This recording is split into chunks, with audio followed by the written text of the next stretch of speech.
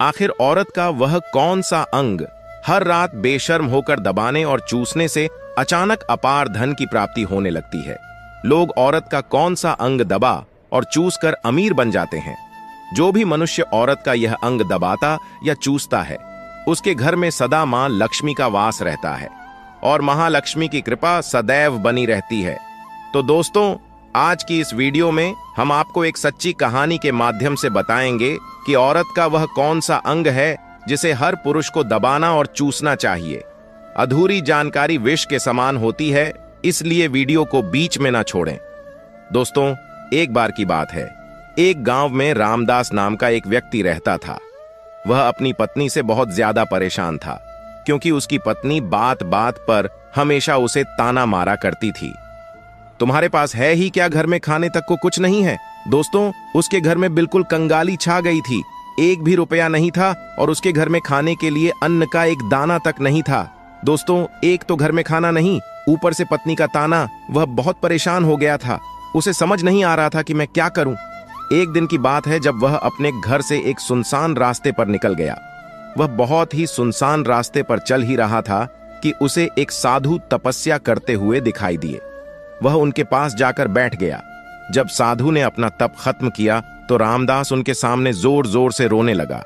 साधु ने रामदास से कहा, पुत्र, तुम्हें क्या दिक्कत है? तुम क्यों रो रहे हो?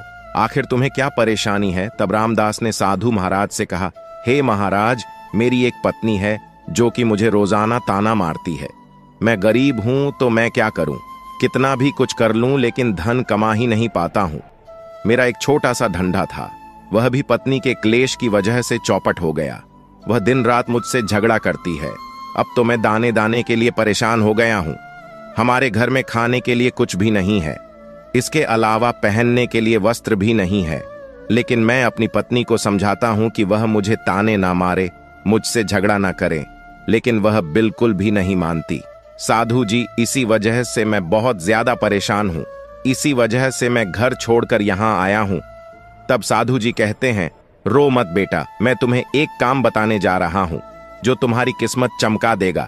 तुम्हें अपनी औरत का सिर्फ यह अंग बेशर्म होकर कर दबाना और चूस लेना है। अचानक तुम्हारे घर में धन की प्राप्ति होने लग जाएगी। तुम देखते ही देखते अमीर बन जाओगे। साधु जी कहते हैं, जो भी पुरुष औरतों का यह अंग दबाता या चूसता है, उसके घर में कभी भी धन की कमी नहीं रहती है और ना ही उसके घर में लड़ाई होती है। वह जो भी व्यापार करता है उसमें हमेशा तरक्की होती है। साधु जी ने कहा, अब मैं तुमको औरत के उन अंगों के बारे में बताने जा रहा हूं। इसे ध्यान से सुनना और अपने जीवन में इस पर गौर करना। तब रामदास साधु जी महाराज की बातें बहुत गौर से सुनता है और कहता है कि जितना जल्दी हो सके मुझे यह बता दो दोस्तों। तभी साधु जी महाराज उस आदमी को एक कहानी सुनाते हैं और बताते हैं कि एक नगर में एक किसान रहता था। उसके बहुत सारे खेत थे जिस पर वह दिन रात मेहनत करता था। उसके घर में किसान और उसकी पत्नी रहा करते थे। उस किसान और उसकी पत्नी में आपस में बहुत ज्यादा प्रेम था। उसके घर में किसी भी प्रकार की लड़ाई झगड़ा या क्लेश नहीं होता था। इसी वजह से उसके घर में सदैव महालक्ष्मी का वास रहता था और उसके खेतों में इतनी ज्यादा पैदावार होती थी कि वह दिन प्रतिदिन और अमीर होता जा रहा था। उस किसान और उसकी पत्नी में इतना प्रेम था कि आसपास के लोग उन्हें देखकर जल जाया करते थे। धीरे धीरे उसके पूरे गांव के लोग जान गए कि किसान और उसकी पत्नी में बहुत ज्यादा प्रेम है। धीरे धीरे यह बात उस नगर के राजा तक पहुंच गई। दोस्तों, किसान और उसकी पत्नी की बात जब राजा के पास पहुंचती है तो राजा भी उसके प्रेम की काफी ज्यादा तारीफ करते हैं। वह सभी से बताते हैं कि हमारे नगर में एक किसान और उसकी पत्नी रहते हैं जिनमें कभी भी लड़ाई झगड़े नहीं होते हैं। उन दोनों में आपस में इतना प्रेम है कि मैंने ऐसा अपनी जिंदगी में कभी भी नहीं देखा। एक बार की बात है, राजा पूरे नगर में ढिंढोरा पिटवा देता है कि इस नगर में जितने भी लोग हैं वह सभी अपने घर में घी का दिया जलाएंगे। राजा की पत्नी पूछती है कि आप ऐसा क्यों कर रहे हैं? सबके घर में घी का दिया क्यों जलवा रहे हैं? राजा अपनी पत्नी की बात सुनकर कहते हैं, दीपक प्रेम की निशानी होता है। जिसके घर में घी का दीपक जलता है उसके घर में सदैव प्रेम बना रहता है और मैं चाहता हूं कि जो प्रेम किसान और उसकी पत्नी के घर में है वह हमारे पूरे नगर में रह रहे पति पत्नी के बीच हो। इसीलिए मैं हर घर में दीपक जलाना चाहता हूं। दोस्तों, राजा के सैनिक जाते हैं और हर जगह नगर में डुग्गी पीट देते हैं और कहते हैं सभी के घर रात भर घी का दीपक जलना चाहिए।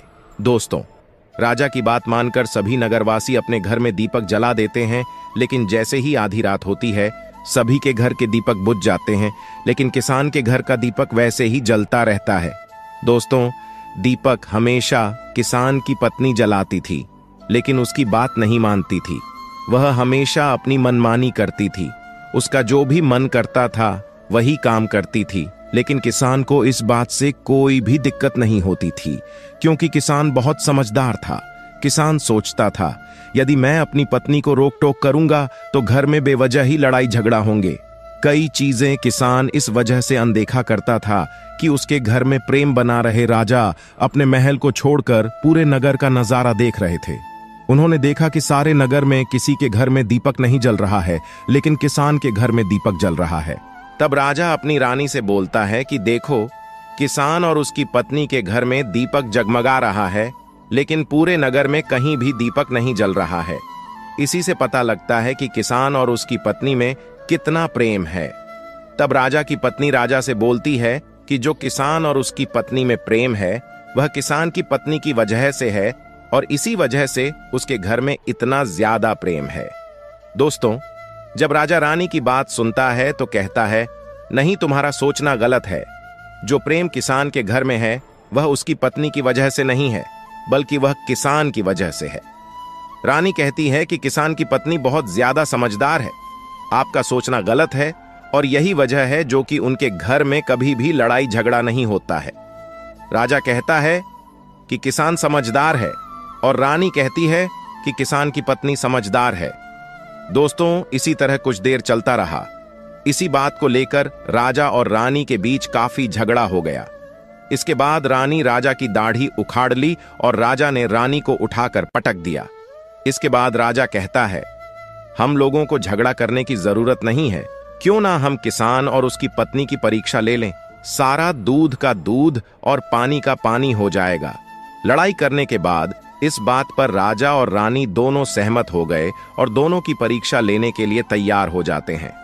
तब राजा अपने महल में जाता है और एक पुरुष सैनिक को बुलाता है और पुरुष सैनिक से बोलता है कि तुम किसान के पास जाओ और जो जो प्रश्न मैं तुमसे बोल रहा हूं वह तुम किसान को बोल देना। वह पुरुष सैनिक बोलता है ठीक है महाराज। वह सैनिक राजा की बात सुनकर किसान के पास जाता है।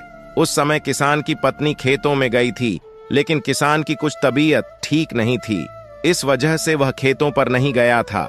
इस समय वह सैनिक किसान के घर पहुंच जाता है और किसान से कहता है मैं राज दरबार से आया हूं, राजा साहब ने मुझे भेजा है। दोस्तों, किसान कहता है बताइए मैं आपकी क्या सेवा कर सकता हूं। आप बैठ जाइए, मैं आपके लिए पानी लेकर आता हूं।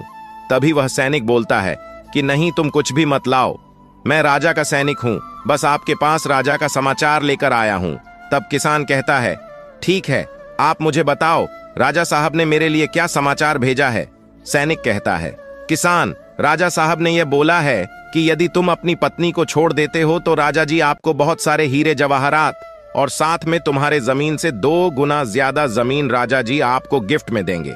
इसके अलावा राजमहल का आधा हिस्सा भी आपको दिया जाएगा। लेकिन जो किसान ने जवाब दिया वह सुनने लायक है।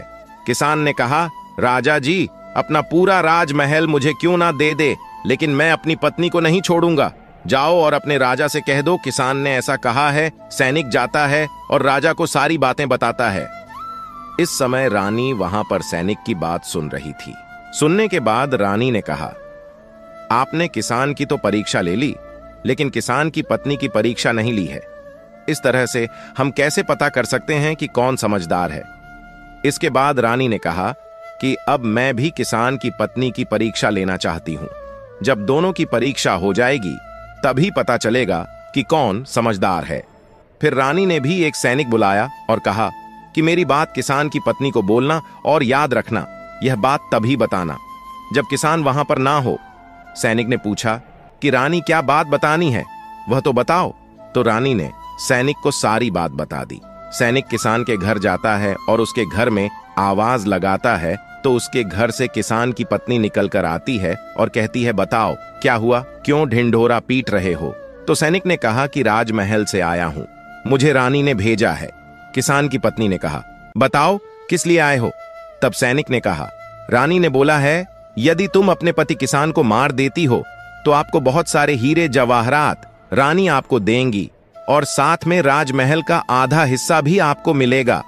इसके अलावा जितनी भी आपकी जमीन है वह तो आपकी रहेगी, लेकिन उसकी 2 गुना जमीन भी रानी आपको देगी। यह बात सुनकर किसान की पत्नी तैयार हो जाती है। कहती है, ठीक है, यदि मुझे रानी साहिबा देंगी तो मुझे मंजूर है, मैं अपने पति को मार दूंगी। तब सैनिक पूछता है कि रानी को कैसे पता चलेगा कि आपने अपने पति को मार दिया है? तभी किसान की पत्नी बोलती है, मेरे घर में जो दीपक जल रहा है, जब मैं किसान को मार दूंगी तो उसे बुझा दूंगी, तभी आपको पता चल जाएगा कि मैंने किसान को मार दिया है।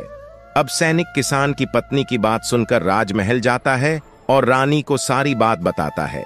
किसान की पत्नी की बात सुनकर रानी बहुत अचंभित हो जाती है। राजा और रानी को स्त्री जात से नफरत होने लगती है। उसी समय राजा अपने नगर के सभी लोगों को बुलाता है और कहता है कि मैं चाहता हूं कि मेरे और मेरी पत्नी की वजह से किसान की जान ना जाए। तुम लोग ऐसा करो, उस किसान के घर जाओ और सारी बातें बता दो और उस किसान को बचा लो, वरना किसान की पत्नी उसे मार देगी। इधर सैनिक किसान के घर जाते हैं और सोचते हैं कि किसान की पत्नी किसान को रात में मारेगी और दिया बुझाएगी। इससे पहले ही हम किसान के घर में पहुंच जाते हैं और किसान को बचा लेते हैं। दोस्तों, जैसे ही राजा के सैनिक किसान के घर पहुंचते हैं तो देखते हैं कि किसान तो मरा पड़ा हुआ है। तो सैनिक किसान की पत्नी से बोलते हैं कि तुमको तो किसान को रात में मारने के लिए बोला गया था, लेकिन आपने अभी किसान को क्यों मार दिया? तब उस किसान की पत्नी बोलती है कि किसान को तो मुझे मारना ही था, रात में तो मुझे सिर्फ दिया ही बुझाना था, इसलिए किसान को तो मैंने दिन में ही मार दिया है। सभी सैनिक तुरंत ही किसान के घर से दौड़े दौड़े जाते हैं और राजा रानी को सारी बातें बताते हैं। राजा और रानी क्रोध से आग बबूला हो जाते हैं। इसके बाद राजा और रानी किसान की पत्नी को बंदी बनाकर लाने के लिए अपने सैनिक से कहते हैं। सैनिक जाते हैं, किसान की पत्नी को बंदी बनाकर ले आते हैं। राजा किसान की पत्नी से पूछता है, ऐसा तुमने क्यों किया? तुम लालची औरत हो, तुम्हें पैसों से प्यार है। तभी किसान की पत्नी ने जवाब दिया और बताया कि मुझे तो किसान को पहले ही मारना था, वह तो मैं कोई बहाना ढूंढ रही थी, क्योंकि किसान की आदत बहुत खराब थी, वह मेरे साथ बहुत खराब व्यवहार किया करता था। तो राजा ने कहा, ऐसा क्या करता था किसान?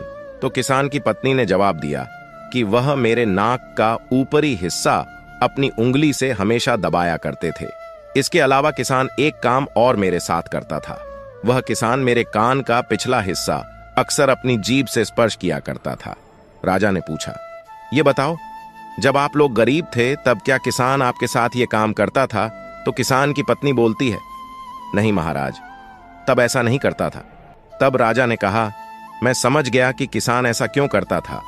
उसी समय साधु जी ने रामदास से पूछा, तुम्हें कुछ समझ में आया औरत का कौन सा अंग दबाने तथा चूसने से लोगों को अचानक धन की प्राप्ति होती है? तो रामदास ने कहा, नहीं साधु जी, मुझे अभी समझ में नहीं आया। तभी साधु जी कहते हैं, अगर अभी समझ नहीं आया तो मैं फिर से आपको बताता हूं। किसान अपनी पत्नी के साथ जो पहला काम करता था वह है, उसके नाक के ऊपरी हिस्से को अपनी उंगली से दबाता था। तो जिस भी मनुष्य के घर में पैसों की किल्लत है उसे अपनी उंगली से औरत के नाक के ऊपरी हिस्से को जरूर दबाना चाहिए। दोस्तों, औरत के नाक के ऊपरी हिस्से को बहुत शुभ माना जाता है। इसी वजह से जो यह काम करता है वह हमेशा धनवान पुरुष बन जाता है। दूसरा काम है, जो भी पुरुष औरत के कान का पिछला हिस्सा अपने जीभ से स्पर्श करता है उसके किस्मत के द्वार खुल जाते हैं, उसे अचानक धन की प्राप्ति होती है। ऐसा इसीलिए होता है क्योंकि औरत के कान के पिछले हिस्से में माता लक्ष्मी का वास होता है। जब आप ऐसा करते हैं तो माता लक्ष्मी आपसे प्रसन्न हो जाती है और आपको अपार धन देती है। और आपने एक बात तो जरूर सुनी होगी, औरतें माता लक्ष्मी का रूप मानी जाती है। यही वजह है इस संसार में जो भी मनुष्य यज्ञ पवित्र काम करता है उसका घर धन से भर जाता है, जो कि इस कहानी में किसान भी अपनी पत्नी के साथ करता था। लेकिन आप जब भी ऐसा काम करें तब आपको अपनी पत्नी को पूरी बात बता देनी चाहिए, अन्यथा आपके जीवन में ऐसा अनर्थ भी हो सकता है। दोस्तों, आज का ज्ञानवर्धक वीडियो कैसा लगा कमेंट करके जरूर बताएं और हाँ, कमेंट में हर हर महादेव लिखना ना भूलें। धन्यवाद।